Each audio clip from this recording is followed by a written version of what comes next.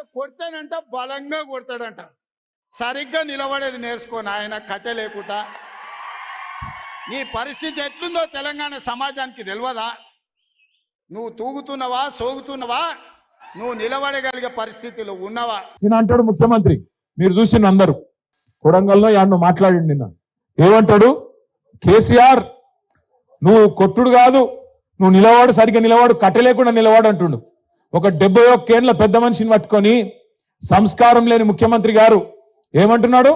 కట్టె పట్టుకొని నిలవాడు అంటుండు నేను చెప్తున్నా ముఖ్యమంత్రికి రేవంత్ రెడ్డి గారు నీకు సంస్కారం లేకపోవచ్చు కానీ ఒక్కటి గుర్తుపెట్టుకో